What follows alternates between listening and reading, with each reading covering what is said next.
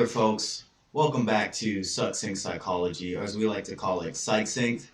My name is Jaia Hendrickson, and today I'm going to be picking back up where I left off in my last video, right here at conducting research in social psychology. And just a reminder, or heads up, this is going to be a bit of an abridged version of conducting research in social psychology, and that is we won't be covering every concept that falls within the realm of conducting research in social psychology. That would be somewhat extensive, but we will be covering a lot of the important ideas within that. So when researchers are conducting research in social psychology, when they're trying to measure a characteristic, that characteristic is known as the conceptual variable. And the methods that they use to measure the variable of interest would be known as the operational definition. I'm going to change the slide here just so you guys can have a picture to better understand these concepts. So we see here we have Sarah likes Robert. So that's our conceptual variable. Sarah liking Robert is what we're trying to measure. And then we have two arrows here pointing to measured variables. So Sarah says, I like Robert in a self-report measure. And then we have Sarah spends a lot of time with Robert in a behavioral measure. So these two things, Sarah saying, I like Robert, and Sarah spending a lot of time with Robert, helps us define how much Sarah likes Robert. It helps us measure her attraction to Robert. That's our conceptual variable. So as you see, these are two operational definitions of what we're trying to measure. I have a few other examples on the next slide, but before I continue, I want to talk to you guys about what self-report and behavioral measures are. So self-report measures are measures in which participants are asked to respond to questions or statements posed by an interviewer or on a questionnaire. And because people will often misunderstand or misinterpret these questions and statements, there's usually more than one to get a better measure.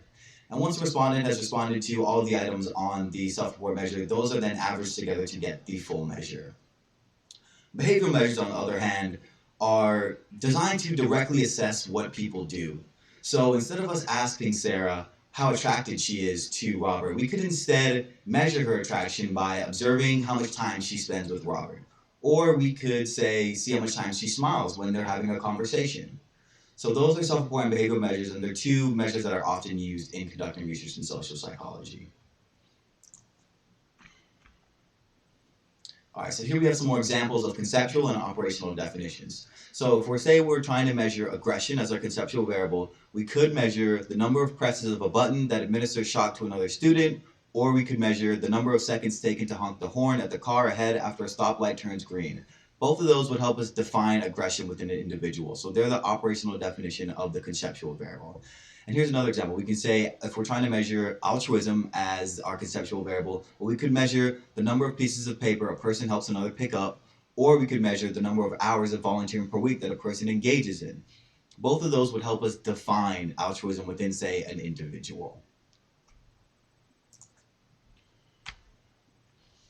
All right, let's talk a little bit about research designs in research in social psychology. So the most basic form of research designs is what's known as observational research. And observational research is research that involves making observations of behavior and then recording those behaviors in an objective manner. So for example, say we could observe a child in a classroom setting and look for a particular behavior. That would be observational research. In correlational research, we're trying to test a hypothesis about the relationship between two or more variables. So an example you might be familiar with is the correlation between the use of violent video games and aggressive behavior. That would be correlational research, the way those two variables correlate. And then finally, we have experimental research designs. And experimental research designs are research designs that include a manipulation of a given situation for two or more groups that are created to be initially equal. And then this is followed by a measurement of that manipulation to see the effect. And if experimental research designs seem a little hairy, that's fine. I'm going to discuss them a bit more on a later slide soon. All right, let's talk about some advantages and disadvantages of research designs we just discussed.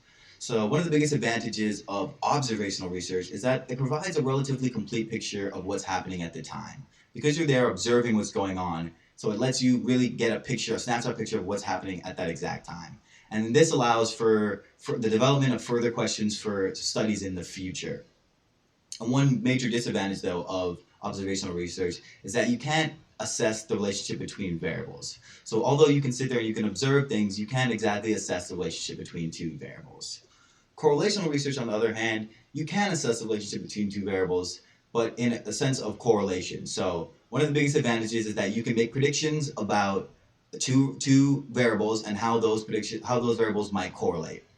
And another advantage of correlational research is that it allows you can use it to test things that people do in everyday life, which is similar to observational research. Now, one major disadvantage of correlational research is that you can't draw causal conclusions about the relationship between variables. And that is, you can't say that one variable causes the other in correlational research. Now, experimental research, in contrast, that is a major advantage of that research design because you can draw causal conclusions about variables. And this is mainly because the researcher can guarantee that the independent variable will occur before measuring the dependent variable. And if you don't know what independent and dependent variables are, well, I'm going to give you a quick rundown, but I'm going to discuss some more in the future. But independent variable is it's essentially the variable that you manipulate, and the dependent variable is the variable that you measure. So by the researcher being able to control which variable comes first, they can eliminate the directionality problem, and they're ensured as to what variable caused the other variable. And of course, there are disadvantages of experimental research designs as well. And that's that you can't manipulate many important variables in a study. So.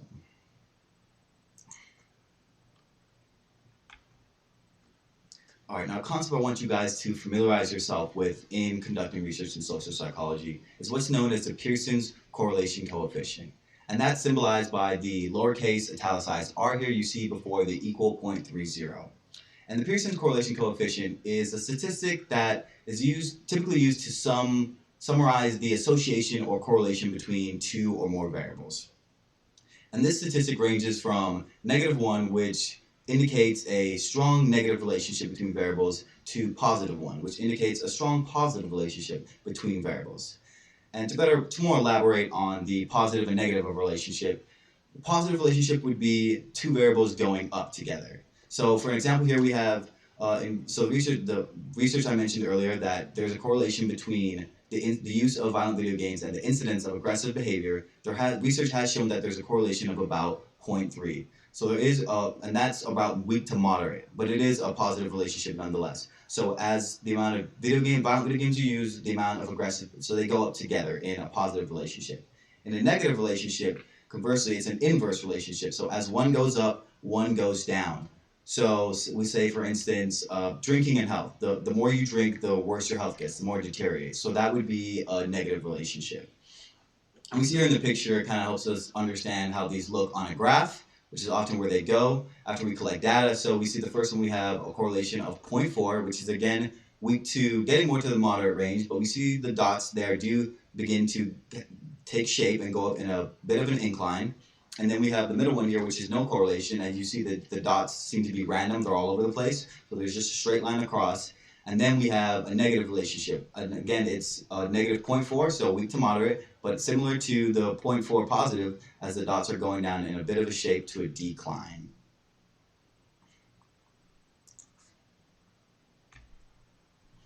All right, so as I mentioned, we're back here at experimental research designs. And that's because experimental research designs are really the bread and butter of research in social psychology. So within experimental research designs, we have independent variables and dependent variables. And the independent variable describes the situation that's created by the researcher through manipulation. And the dependent variable is a variable that's measured following that manipulation. So we see here in this picture, we have on one side the independent variable, that's the variable that's changed, and then on the other side we have the dependent variable, and that's the variable that's affected by the change. So on the independent variable side, we have the amount of water. That's the variable that we're going to change. The first plant receives a medium amount, the middle plant receives a large amount, and then the final plant receives a small amount. And then on the dependent variable side, we have the variable affected by the change. So size of the plant, number of leaves, living or dead. These are all variables that we can measure following the manipulation. So as we see, the first plant received the medium amount and grew large. The middle plant received a large amount of water and died. And then the end plant received a little bit amount of water and grew minimally. So that's just to kind of help you guys understand how those two concepts interact with each other. And as I also mentioned earlier, when we're creating groups in an experimental research design, they're initially created to be equivalent. And what I meant by that was that researchers will, to the best of their ability, create groups that won't be so that the results aren't affected by characteristics that might be attributed to, say, an individual person. So as the example we just used here, say if when they were doing this research with the water in the plant, if they used a plant that happened to grow more with a little bit amount of water. Well, now if you try to test the effects of that, well, the results wouldn't be accurate because one plant is able to grow more with a little bit amount of water versus another plant that can't do so. So those results would not be accurate. So the most common method to achieving equivalence among groups is what's known as random assignment. And random assignment is determining separately for each participant which group he or she will be in through a random process. And that's a control feature that helps to eliminate any of those possible characteristics that might affect the study. All right, folks, that's going to conclude this video as well as the videos for Chapter 1 of Introduction to Principles in Social Psychology. And so we went over a bit of history and principles in social psychology. We went over ABCs, so affect, behavior, and cognition. And then we finished up with a bit of conducting and research in social psychology. I hope you learned a thing or two, and I hope to see you guys next time.